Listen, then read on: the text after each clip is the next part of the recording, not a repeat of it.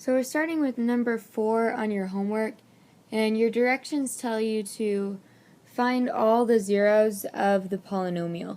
So we have this one, and I could do rational roots theorem and I could test out all of the options, or I could use my graph, which is going to help me to find that first zero so that I can find the rest of them. So here's the picture of my graph, and I just did this by going to my graphing calculator, putting in my y equals, and putting in the equation there and hitting graph. And I remember from the definition of a zero that graphically a zero is where I cross the x-axis or touch the x-axis. So here, this is kind of right here. I'm not really sure what's going on there. It might be touching, but it looks like a fraction. So instead, I'm going to use this point that I can see exactly where it's crossing at positive 2. And I know it's crossing exactly there because I can look at the table and find where y is 0, x is 2, I kind of missed. That 2, 0 point there is telling me that that is where it's crossing. So 2 is one of my zeros, which means if I synthetically divide out the 0 at 2, then what I should have left, I will be able to factor after that. So, I'm going to list out 2 in my box because I know that's a 0. And zeros are the things that go in the box. Then I list out my coefficients, 6, -7, -9, and -2. And I'm just doing synthetic division now. Bring down your 6. 6 times 2 is 12. 7 and 12 is 5. 5 times 2 is 10. 10 and -9 is 1. 1 times 2 is 2. And I got remainder 0, which is good. I should have got remainder 0 since 2 is a 0.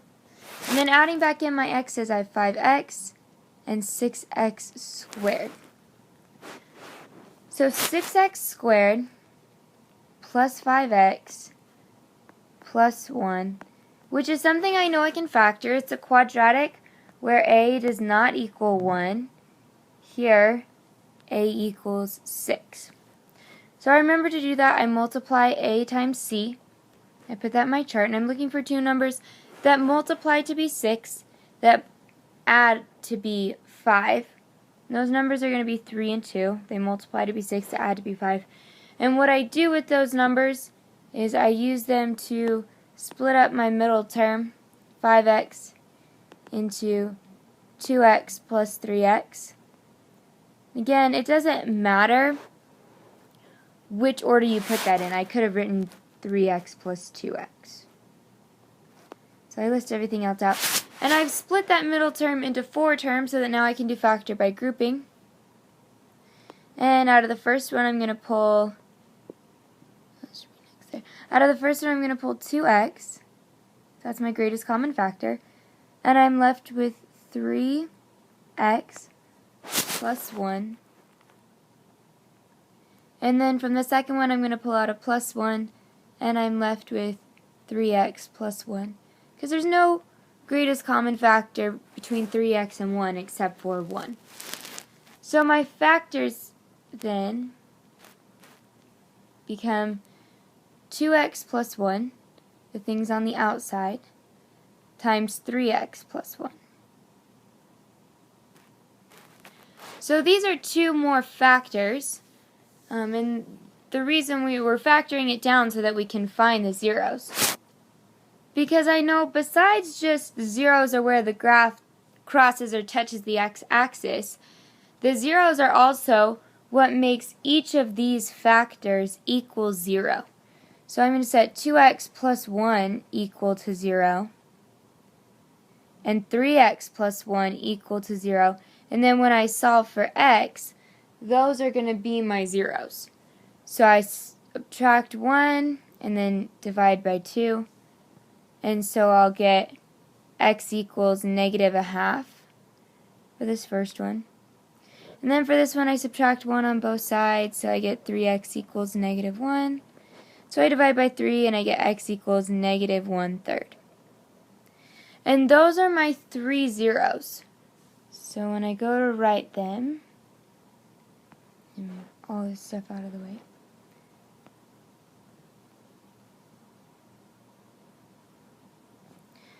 when I go to write my zeros,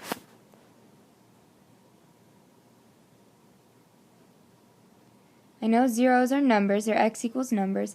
I have 2 that I found from the graph, negative 1/2 that I found from my factor 2x plus 1, and negative 1/3 that I found from my factor 3x plus 1.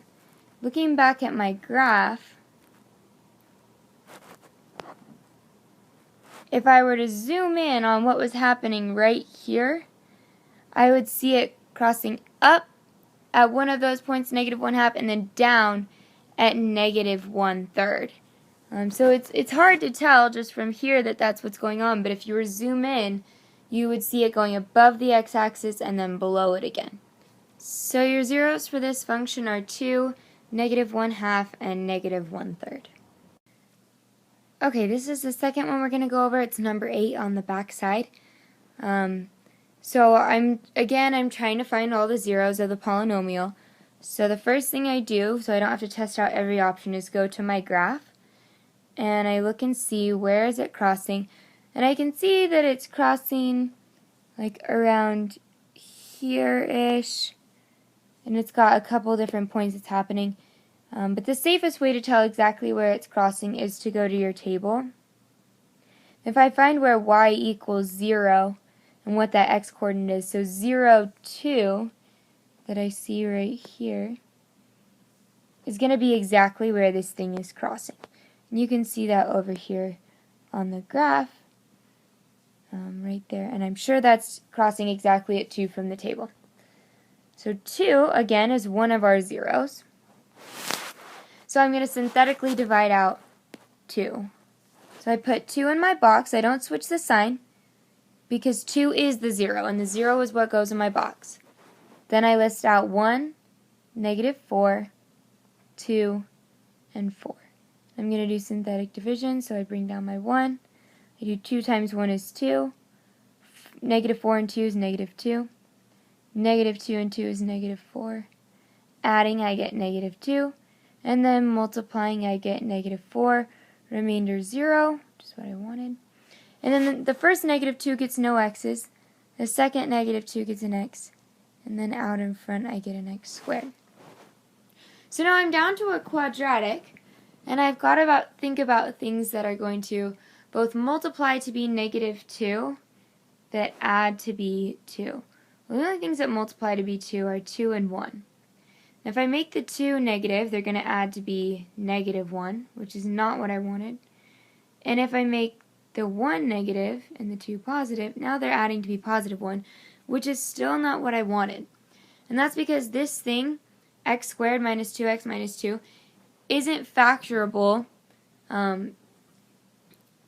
into rational numbers. It's not factorable into integers. So I'm going to instead use my quadratic formula in order to solve this. So think back to secondary 2 when you learned how to use the quadratic formula. You sang the song, and you came up with this thing, x equals negative b plus or minus the square root of b squared minus 4ac all over 2a. And that a, b, and c are the same a, b, and c that we've been using this whole time when we did our quadratic factoring.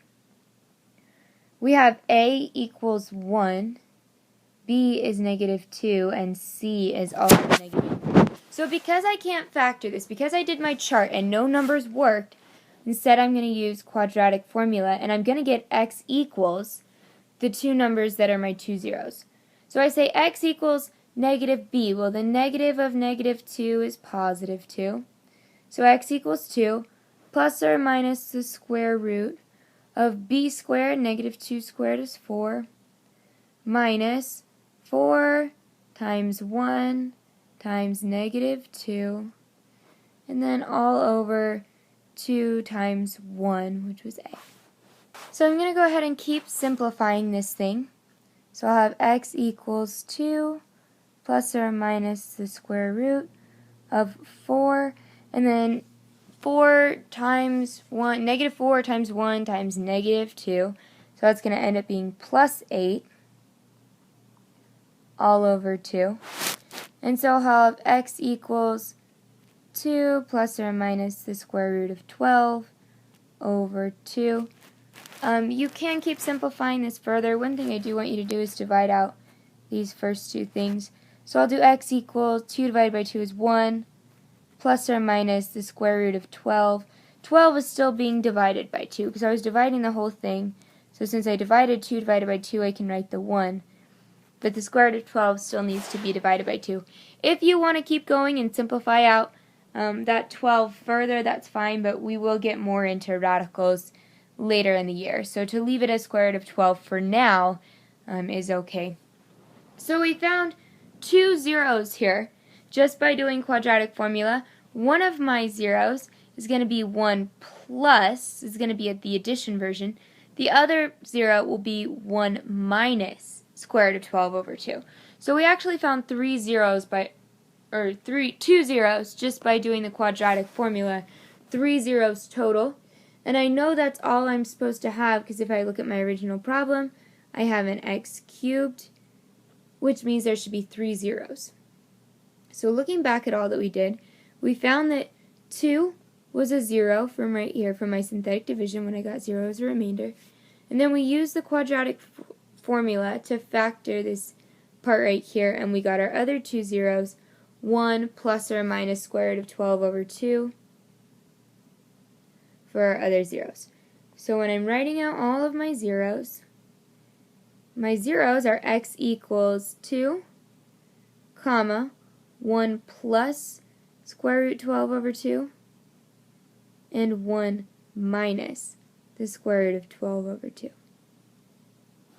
And that's how you do one with the quadratic formula.